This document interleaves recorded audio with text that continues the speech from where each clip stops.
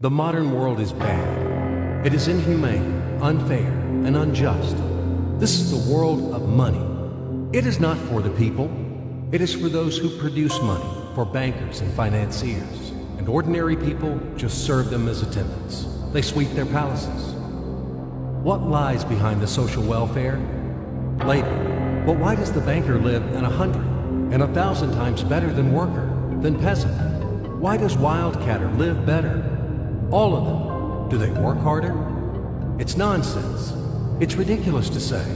They do not even produce anything. No material values. But why? Don't you know? Moreover, perhaps you wonder with all sincerity now, reading all of this. Well, banker and worker, simple hard worker like me or my neighbor Johnny? It cannot be compared. Banker is a bank, money, relations, and contacts. But who are we together with Johnny? Nobody. Naturally, the banker lives better than we do. But there is nothing natural here. The point is that everyone got used to this state of affairs, and they took it for granted. As a matter of course, a banker has to live better, and it cannot be otherwise. But it may be otherwise. So why? Why does a banker work less, but live better? Better than worker or miner? However, intuitively, you've got the answer by yourselves. Because the banker is a bank. Money. Exactly, money. This is the whole point, the cornerstone. About them, about the money, we should talk more in details. So, what is money? Have you ever thought about it? The calculation tool, the measure of labor? As we are told from childhood, almost from the cradle, we have to work, work, and work. The money won't fall down from the sky. They should be honestly and hardly earned, etc., etc., etc. Sounds familiar, doesn't it? Familiar and nauseating. Say it, by the way, to Abramovich, who honestly and hardly earned all his billions. Just for fun, say it. How to earn money honestly. You will laugh to death. Yes, we have to work. But what should we expect in the end? A small pension and half-starved old age? Poverty. You have spent all your life working on some oligarch. You have been taken away all your power, energy, and health. You've been squeezed like a lemon. And after that, you've just been thrown into the dustbin as the fulfilled material. Is this necessary? But this is the reality, horrific reality, of modern society. This is what we should all expect in the end, almost certainly. Everything ends up this way for the vast majority of people in today's world. As it ended up for their mothers, grandmothers, and grandfathers, as it will end up in the present state of affairs for their children and grandchildren, great-grandchildren, then in turn for their children and grandchildren, and so on. The way of the world. Why? All of this is wrong, unfair. It must not exist. Why do some people have to have everything, but others have nothing? Why do some people walk in golden slippers? The others barely make ends meet. They don't know how to feed their children, although all of them work honestly. Why does it happen? After all, we are the people, the brothers. We are equal, aren't we? Then why? Because there is a lie around us. A huge, continuous, monstrous lie. Do not believe anything that is broadcasted daily on TV by satiated and well-groomed masters of life. And people are not equal. And the money is not even a measure of labor. All of this is an insolent and shameless lie. Lie, lie, lie, and lie once again. It is the news which is hung on your ears. Why do they do this? Just to make it easier to manage people. So you are oligarch now, or even an ordinary worthless deputy. Are you equal with others? In what? You live in a different way, eat in a different way, and rest in a different way. In one day, he spends more than you spend in a year. His wife doesn't even get out of Kosovo. And yours? He is treated in the best Swiss clinics. And what about you? his children and yours. Have you compared? Well, where is your equality? Perhaps you are equal in rights, aren't you? Oh, I forgot about the rights. As it is written in our Constitution, isn't it? By the way, there are a lot of things written on the fence, too. Nice and intelligent things. Read in your spare time. You will be inspired by these things. And what kind of equal rights do we have with the oligarch or the banker? I'm just curious. Right to work? Well, we have such a right in our country. Nobody argues. Work hard for the benefit of... You work hard at the factory, and he, soon quickly, as they say, to each his own. The right to elect and to be elected. Well, you can elect, of course. You're welcome. Just vote. No matter how people vote, most important, how these votes are counted. And what about to be elected? Are you going to be elected somewhere? Do you have the money for that? Gold reserve for the election campaign? No? So breathe smoothly and relax. Come back to your factory. Continue to work hard. And do not rock the boat. The feast of life is not for you. It is for those who are more equal than you. What else is there? However, it is not the essence. There is no sense for further continuation. I hope everything is already clear. What kind of equal rights you both have, and who are more equal. It is all about universal equality and fraternity. It is figured out, I think. Now we move on to the money. We won't talk about the measure of labor. These are fairy tales for idiots. Money is not any measure of labor. Otherwise, you would live like a lord, or maybe you don't work too much. I don't know. But what is money? Shackles, fetters, chains, durable and unbreakable chains holding the slaves in subjection more reliably than any steel. What are slaves in the 21st century? Do you ask me? What slaves? You and me, all around. You, me, him, her, all of us. We are all slaves, slaves of money. More precisely, we are slaves of those who print the money. We are slaves of our masters. Nothing has been changed at all during these centuries on earth. We live so far in the slave system. Only outwardly, everything has become more decent, more delicate, and more sophisticated. Our shackles are no longer heavy, rusty, and steel. They are invisible and weightless now. They don't seem to exist. You can go wherever you want. You can do whatever you want. You are free.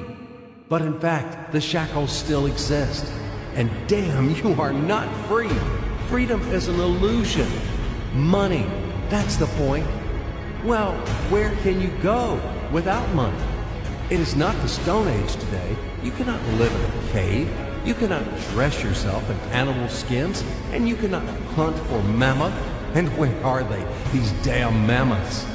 You need a house, clothes, food. And this is all about money, money, money. And once again, money. After all, everything around is just for the money.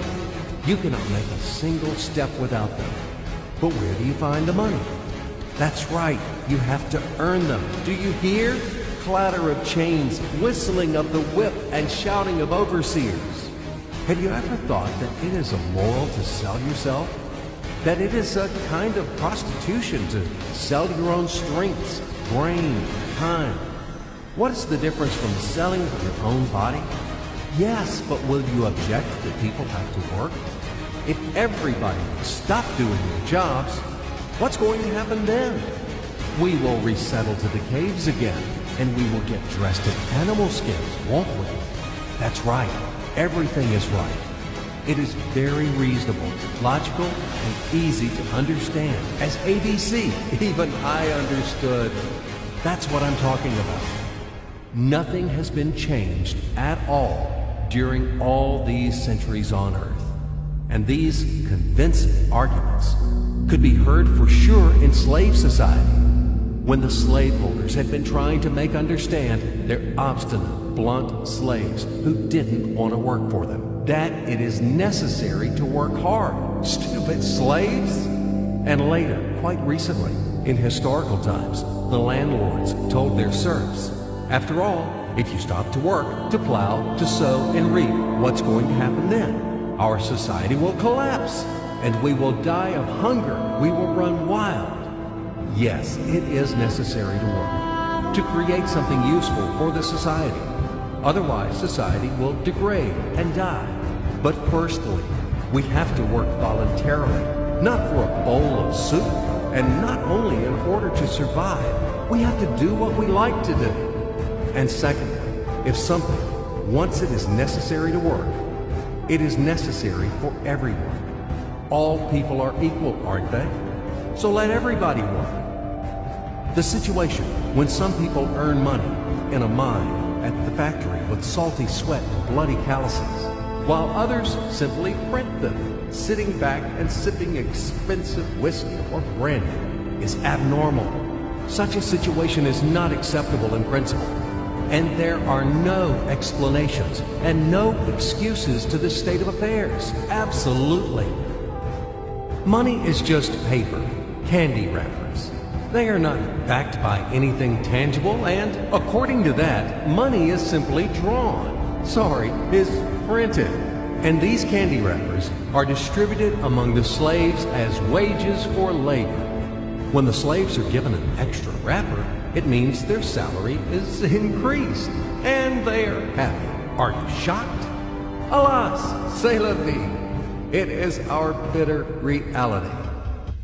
How is the financial world organized? It is a pyramid. The Fed, U.S. Federal Reserve System, is at the top. The Fed prints dollars. How much? As much as it wants. Of course, Fed adheres to some of its own internal rules and regulations. It tries, for example, not to print too many dollars to prevent complete devaluation of the currency, etc., etc. But in principle, Fed can print as many dollars as it wants. At least, there are no external limitations for that. Absolutely, the U.S. Fed is guided solely by the reasons of expediency. The lower levels of the global pyramid are the central banks of different countries. All other local national banks are situated on even lower levels. Of course, all of this is slightly simplified, but in general, everything corresponds to reality and reflects overall picture. Why do we need banks? Speaking figuratively, banks play the role of blood vessels in the social organism. Through these vessels, the money, blood, from the heart, the central bank, enters to all its organs. Money, blood, wash these organs. They bring life to them. It's not me. You can find this information in any textbook on economics. In which connection dollars are mentioned here? In what relation does the Fed have to us, sinners? The most direct relation to us, I'm telling you. After all, dollar is the global currency. Don't you know this?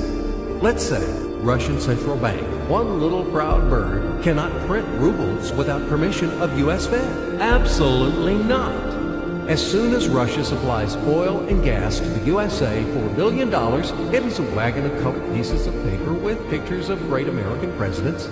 Then, Russian Central Bank will be allowed to print rubles in the amount of $1 billion with a clear conscience. This is the only way. Otherwise, Russia will be expelled from the IMF, and in general, the ruble won't be a freely convertible currency. But let it be. This is the topic for another conversation. Check my site later. Do not get distracted. Let's come back to the pyramid. Well, okay, the blood vessels wash. All of this, of course, is wonderful. But the main question is, why does the banker live better than worker? We still have no answer. So what that he has blood vessel? Shall we give him cash bonus for that, or vouchers for enhanced diet? I, for example, build houses or bake bread. It is also very important. Does he work harder than me? No. Then why does he live better? And one small question in addition. I've been working and working like a damned for public benefit from morning to night. But anyway, I can't pay off the loans. And all of my friends are in the same situation. Is this normal? It is obviously wrong and unfair.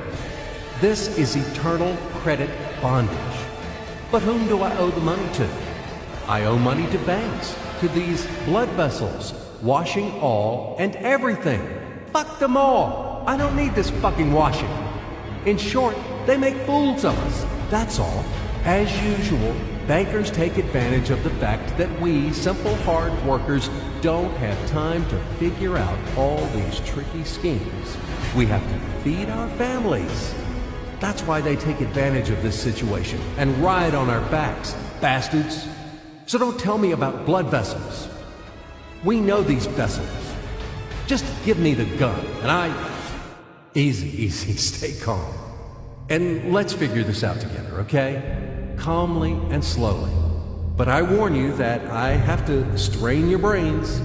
It's not easy to unravel in a couple of minutes those things which have been tangled during the centuries by the best sophisticated minds of mankind. But we will try. At least we will show something visually, something from the life of modern banks. We will demonstrate everything on the live example, so to speak. You'll enjoy. So imagine the following quite unusual situation, and watch my hands. Let it be a Nick and Jane, and let it be a Mr. Smith, a banker of Nick and Jane. They both keep their money in his bank. That's why we use the title Mr. Smith, with respect. Nick really wants to buy, well, let's say Jane's bicycle, but he has no money. More precisely, he has money, but not enough, only $10, while Jane wants $100 for her precious bicycle. That's a problem. What should Nick do? Well, this bicycle is so desirable. He gives Jane his $10 as a deposit and asks plaintively not to sell the bike to anyone. He says that he will bring the rest of the money soon. At the same time, he runs to his bank, to the respected Mr. Smith, to get a loan for the missing $90. As ill luck, Mr. Smith has no money at this moment, but he knows perfectly about $10, which Nick gave to Jane. And where will Jane bring his money to? That's right.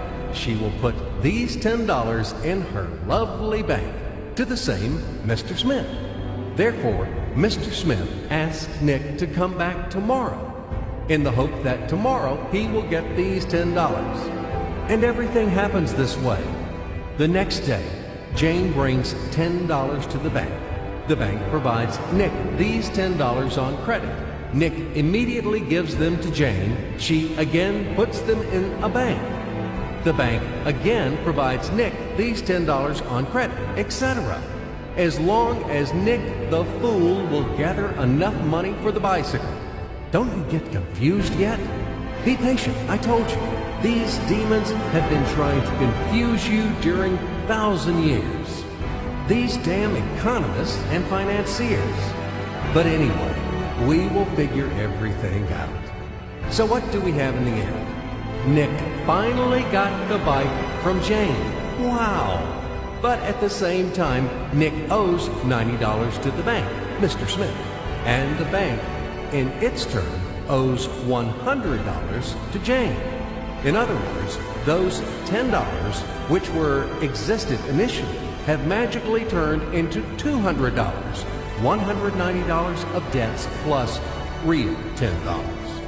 But these $10 would also turn into $1,000, even in a million or a billion, if Nick would make a more expensive purchase. In this case, our $10 would make the increasing number of its cycles, circuits from hands to hands. That's it. So, what happens in today's world? SOS! It appears that banks also make money out of thin air and multiply them. Not only Fed can produce money, but banks either. In short, everybody can do this, except you and me. We are not in the business at this celebration of life. I would like to print or draw some money as well. In fact, these banks multiply money without any control. And we're still wondering why the banker lives better. What are naive fools are we? Now it is clear why. The one who produces the money, of course, lives better. But this is not enough. From this moment, poor Nick will never be able to repay his debts owed to the bank, no matter how hard he would work. Silly Nick doesn't know it yet, that he's in slavery to the bank, in credit bondage forever, because those $90 which he owes to Mr. Smith do not exist in nature at all. Sly Mr. Smith made his money out of nothing. He created them out of thin air, just one click. And $10 turned into $200. Yes, but you can object reasonably that the bank itself owes $100 to Jane, and it turns out that bank is in credit bondage to Jane, and it won't be able to repay its debts owed to Jane either. So where's the bank's profit? What's the trick? Ha! You ask what the trick is.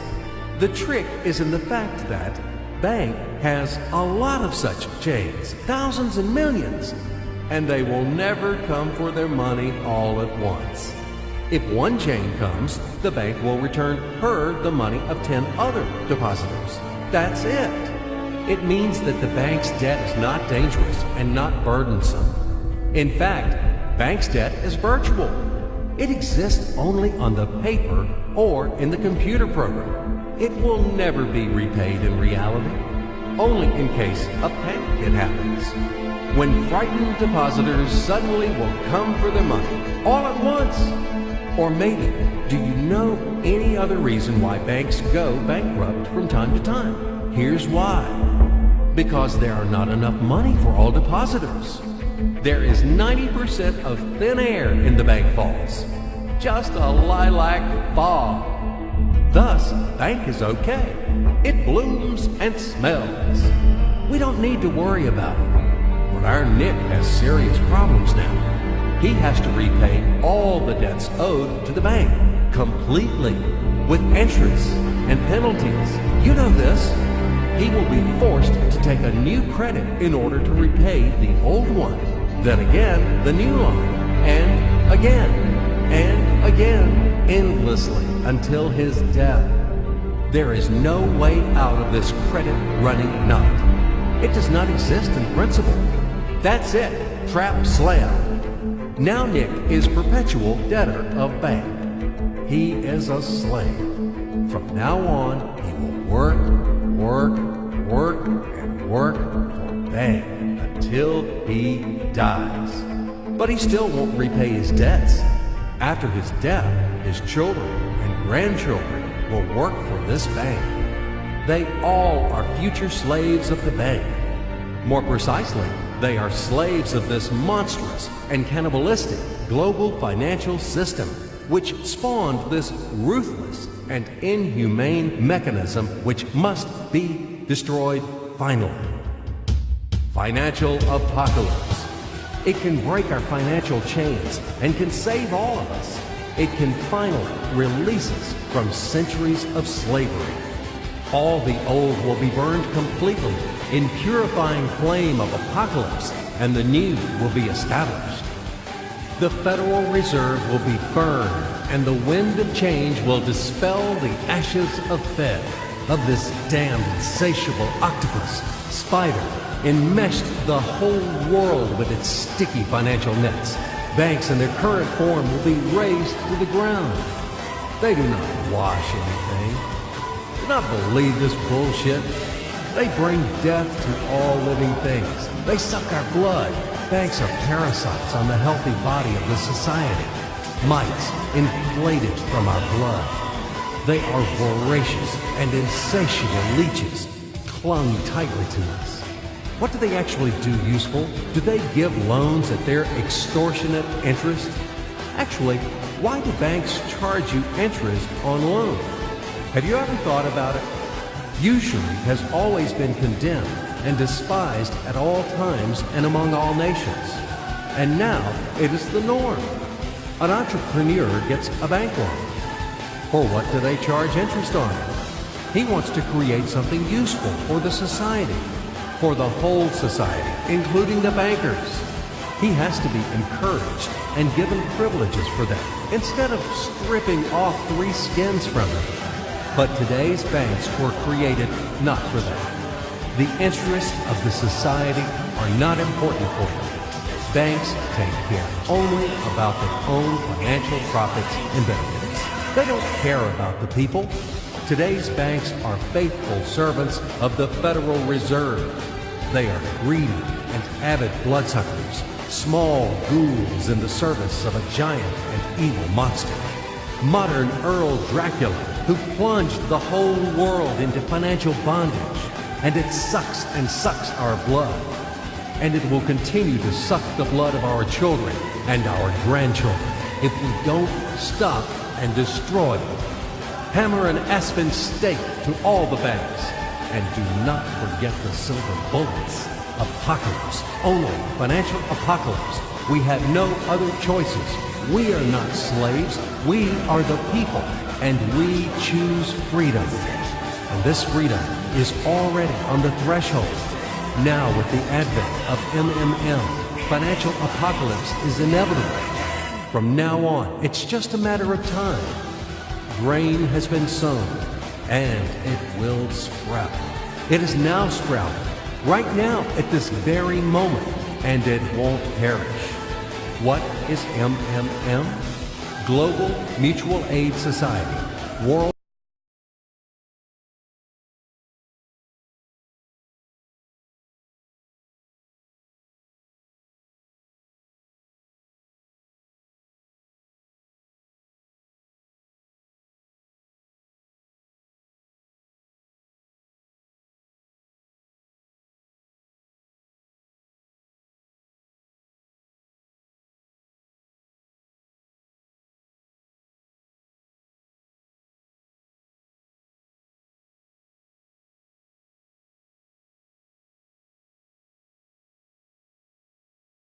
and together it is a tremendous force, invincible force, and this force is growing with each passing day.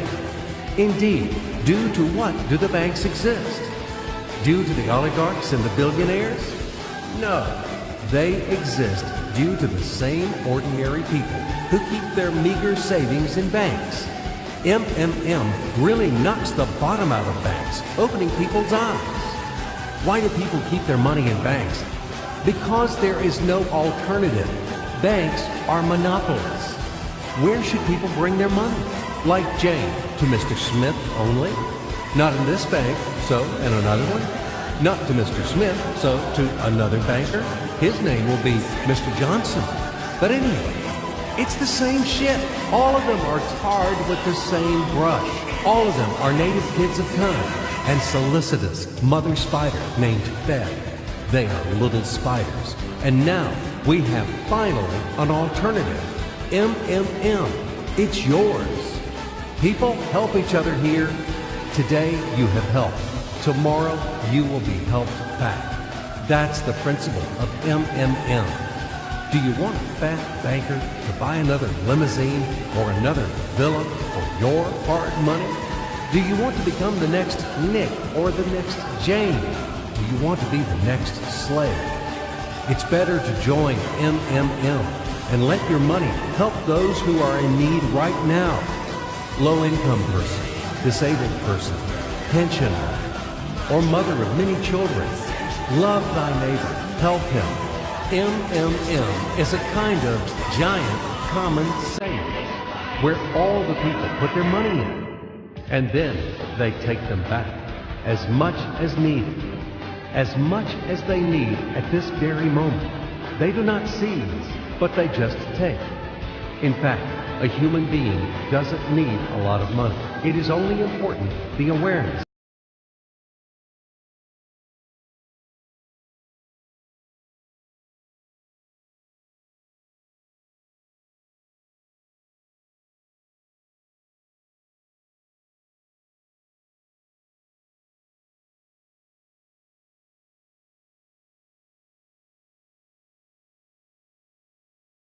is the unit of a new society, a brighter and cleaner society. It is the unit of the new world, where the money won't exist, where everything will be different, honestly and fairly. There will be no slaves and no masters, and everyone will work for pleasure and for the benefit of society. And the good will conquer the evil, finally. Everything will be in that new world. Certainly. Welcome to System MMM. SergeyMavrode.com. We are waiting for you. We can do a lot. We change the world, and we will change it. Everything will be MM.